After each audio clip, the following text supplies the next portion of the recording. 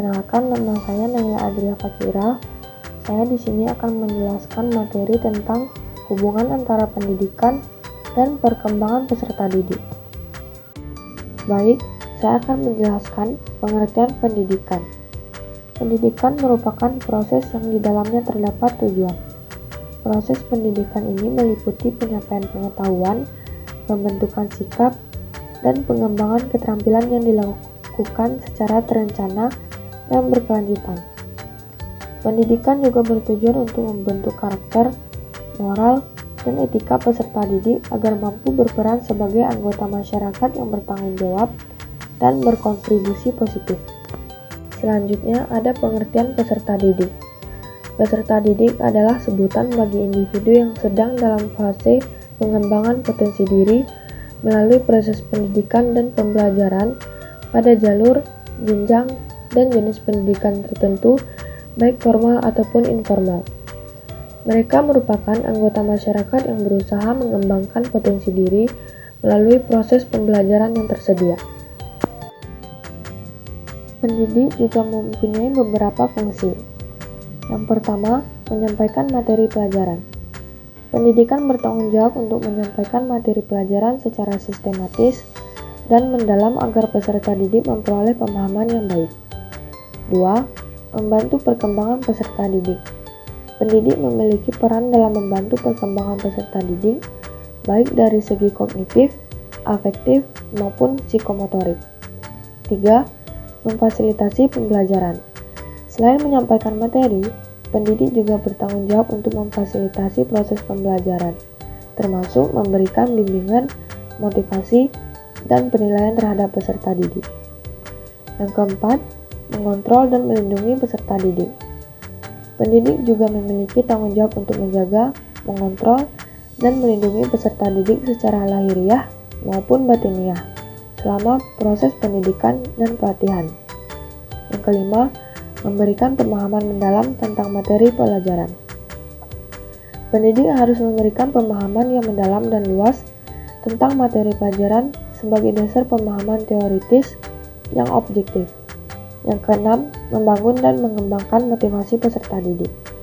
Pendidik juga bertanggung jawab untuk membangun dan mengembangkan motivasi peserta didik secara terus-menerus tanpa ada rasa putus asa.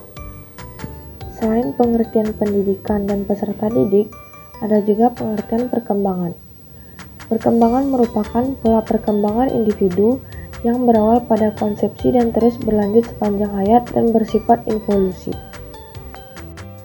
Perkembangan juga dapat diartikan sebagai proses perubahan kuantitatif individu dalam rentang kehidupannya, mulai dari masa konsepsi, masa bayi, kanak-kanak, anak, remaja, dan dewasa.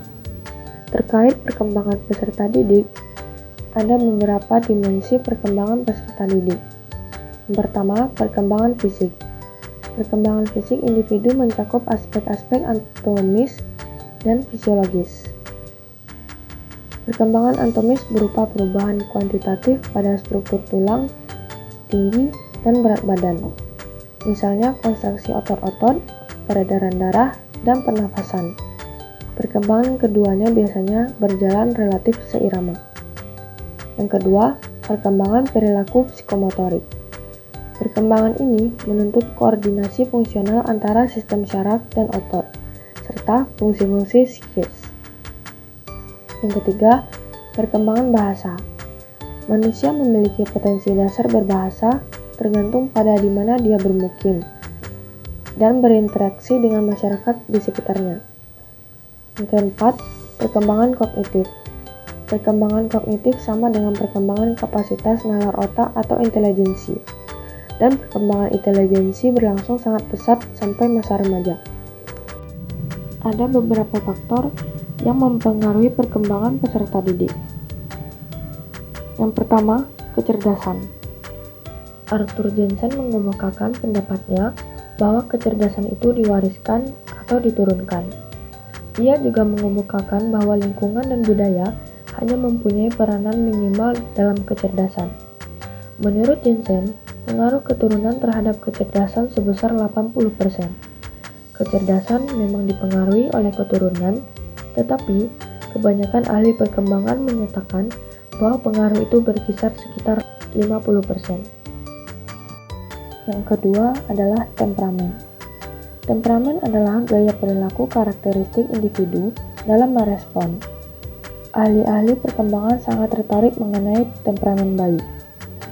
Sebagian bayi sangat aktif menggerak-gerakkan tangan, kaki, dan mulutnya dengan keras. Sebagian lagi lebih tenang, sehingga anak menjelajahi lingkungannya dengan giat pada waktu yang lama, dan sebagian lagi tidak demikian.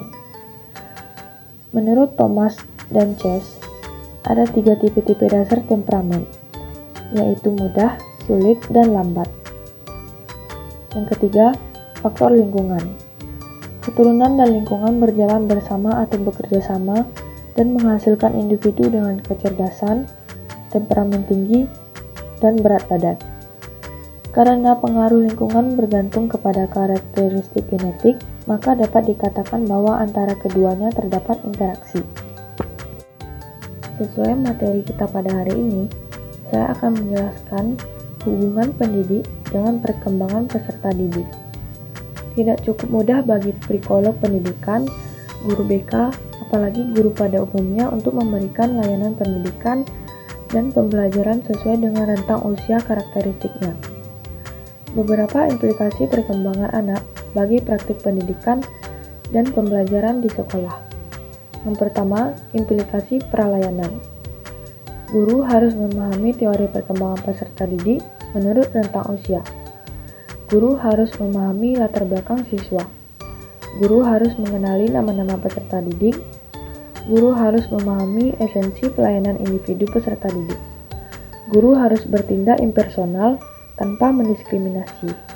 Guru tidak boleh putus asa ketika berhadapan dengan peserta didik yang perilakunya menyimpang.